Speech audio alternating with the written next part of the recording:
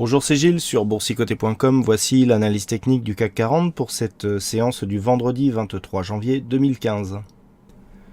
Avec donc un CAC 40 qui n'en finit plus de monter, puisque suite à l'annonce du quantitative easing hier, je vous annonçais la rupture de cette zone des 4496 points.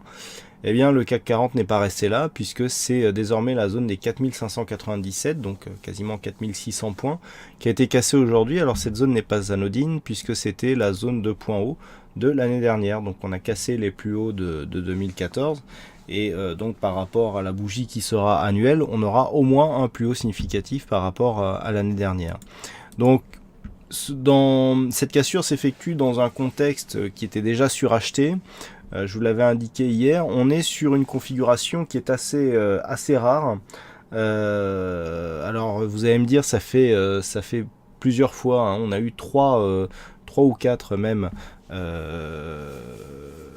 bougies où la probabilité était plutôt baissière et on n'arrête pas de monter. Alors c'est les limites un petit peu de l'étude statistique, hein. On était à entre 55 et 57%.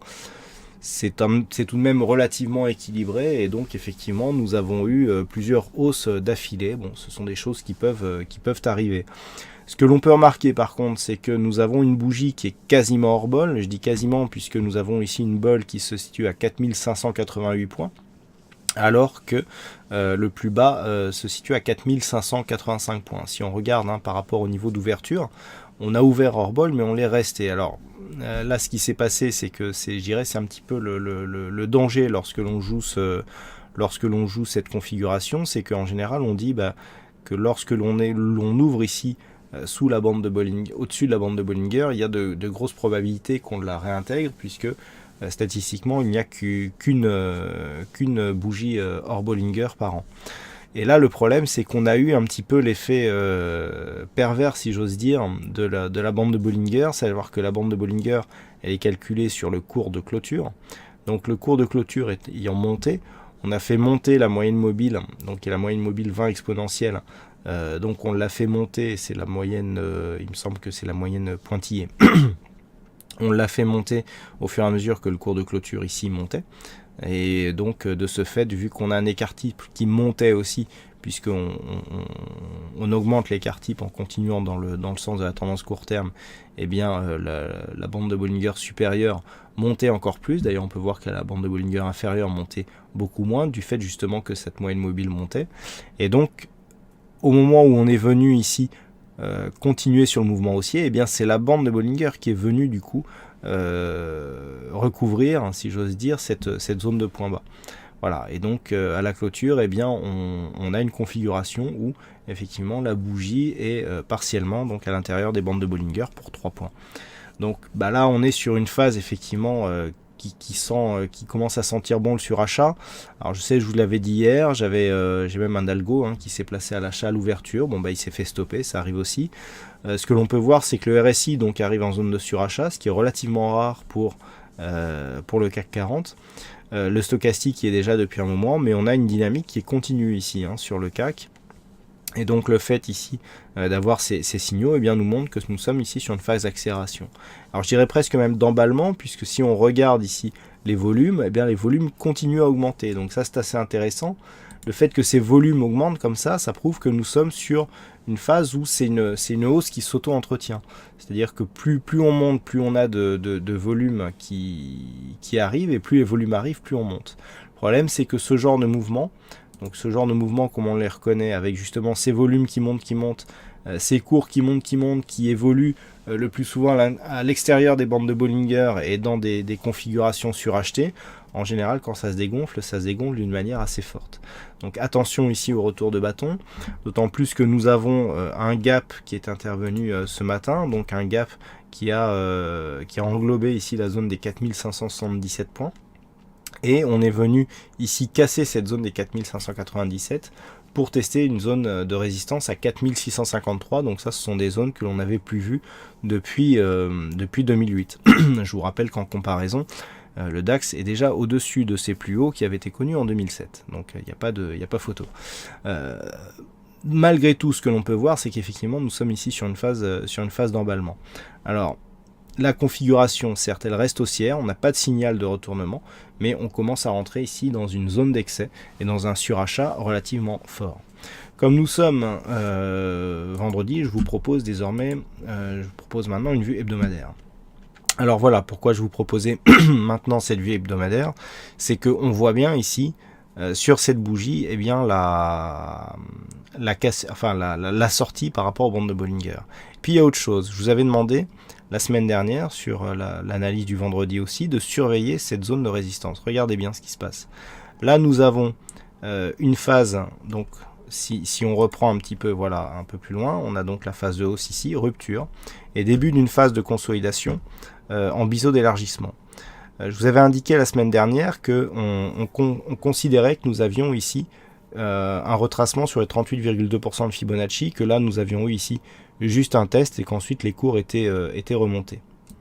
Qu'est-ce que l'on constate sur cette configuration? Les cours sont restés sur ce 38,2, ils remontent. On avait un espèce de triangle qui s'était mis en place ici. Et là, on a eu une rupture de la résistance, donc le haut de la figure, qui a donné lieu à un retour sur cette zone comme un support. C'est relativement clair ici sur cette phase. Donc il y a rupture dans un premier temps sur un tout petit gap à l'ouverture de lundi. On est revenu tester cette zone de résistance comme support. Et ensuite, fusée, on est venu ici valider une poursuite du mouvement haussier avec la rupture de ce point haut ici qui est le point haut de 2014, mais ça je vous en ai déjà parlé. Donc là on a un signal relativement fort. Si on veut essayer de faire des projections donc sur un éventuel objectif par rapport à cette tendance, donc je vous rappelle que là nous avons une tendance qui retrace à 38,2 et qui est en train de casser, eh bien on trace les extensions de Fibonacci à partir de la phase de consolidation, et là il va falloir aller chercher très haut. Voilà l'objectif moyen terme. Alors il est très éloigné, au niveau du timing on peut mettre quand même quelques semaines avant d'aller le rejoindre, mais nous avons désormais un objectif à 5099 points d'après les extensions de Fibonacci. Alors bon, on verra bien si cet objectif est validé, c'est tout de même assez éloigné, mais par rapport aux cours sur lesquels nous sommes actuellement, ça fait un peu plus de 400 points. Donc pour l'instant, on est sur une phase de cassure. D'après je dirais la configuration technique, on est sur une configuration qui va commencer à être surachetée. Le RSI, qui est rarement en surachat en daily, est encore plus rarement en hebdo. Le stochastique rentre en zone de surachat. On a une dynamique qui est confirmée par le MACD et des volumes qui sont étoffés. La volatilité est un peu haute pour un mouvement haussier, mais bon, vu les annonces que nous avons eues cette semaine, c'est tout à fait plausible. Alors, sur cette phase ici où l'on voit bien cette cassure, eh bien, on confirme le mouvement haussier. On est suracheté, mais pas encore d'une manière excessive. On a tout de même une rupture de cette bande de Bollinger supérieure. Les ruptures de bol supérieures en hebdo sont relativement rares. Hein. C'est rare que l'on ait des cassures qui se font à ce point-là. Alors on peut avoir des hors-bols. Vous voyez sur cette bougie ici, bougie en août 2011, eh bien, nous avions eu une bougie hebdomadaire entièrement ici à l'extérieur des bandes de Bollinger. On la voit bien cette bougie. Donc voilà, il n'y a pas de limite non plus. On peut très bien avoir la même chose la semaine prochaine. Enfin, je dis pas que cela va arriver, mais c'est possible. Donc faut pas faire de déduction trop hâtive. Donc là sur cette configuration, commence effectivement à y avoir des phases d'excès. Ce que l'on peut attendre la semaine prochaine, c'est un retour ici sur cette zone. Zone 4580, c'est 4600 points. Par rapport à cette phase de hausse, par rapport aux deux bougies que nous venons d'avoir qui sont assez fortes, on a une hausse quand même qui est très rapide. Si on prend ici avec la règle, si on mesure la différence que nous avons entre le point bas que nous avons là et entre le point bas que nous avons ici et ce point haut là, nous avons pris 13,45% par rapport au plus bas de la semaine dernière. Donc on a une amplitude ici de 13% sur ces 2 semaines entre le point le plus bas et le point le plus haut. C'est assez fort, donc c'est une grosse variation. Donc on est vraiment sur quelque chose d'assez puissant du point de vue ici de la dynamique que nous avons sur ces 15 derniers jours. Donc sur cette dynamique, on peut très bien continuer à évoluer ici en haut et à faveur d'un retournement ou d'une nouvelle macro, marquer une petite phase de consolidation. Donc tant que cette phase de consolidation reste au-dessus des 4600 points. Il y a une validation totale de la continuité haussière.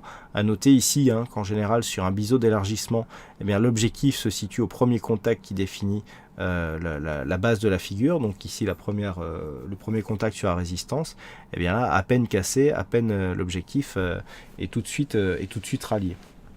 Donc on confirme la tendance haussière court terme, mais aussi moyen terme, puisque on marque un nouveau point haut significatif sur la tendance moyen terme, et donc cette bougie marque un signal de relance de la dynamique moyen terme, puisque nous avons ici phase de hausse, retracement à 38,2 et cassure du point haut significatif, ce qui est donc le schéma d'une continuité de tendance classique d'un point de vue moyen terme, puisque nous sommes en vue hebdomadaire.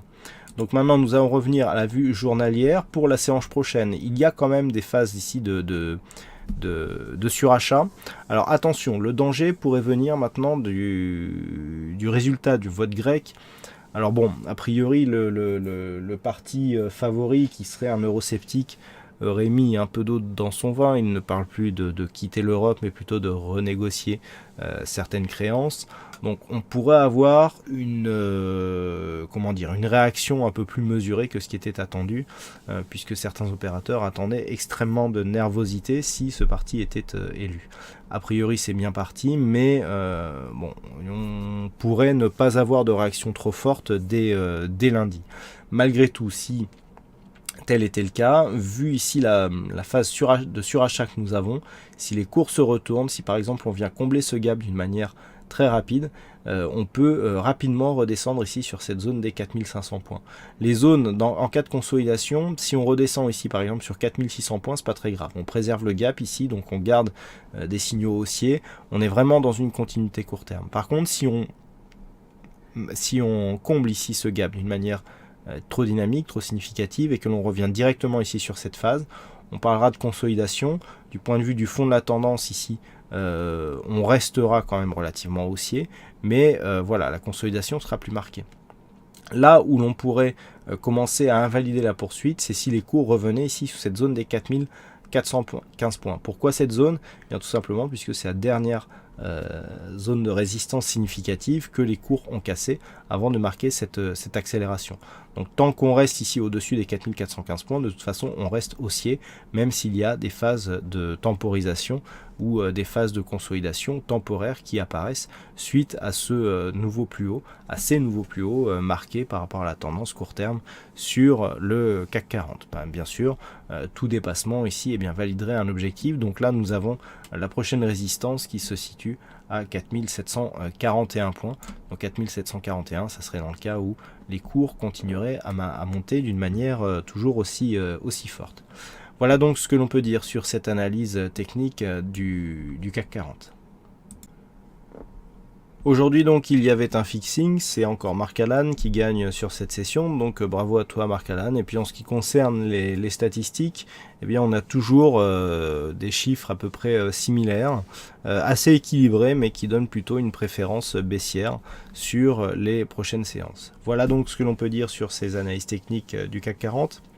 Il ne me reste plus qu'à vous souhaiter à toutes et à tous un bon week-end, bonne chance dans vos prochains trades, et on se donne rendez-vous dès la semaine prochaine pour d'autres analyses techniques sur le site boursicoté.com. Bon week-end à tous.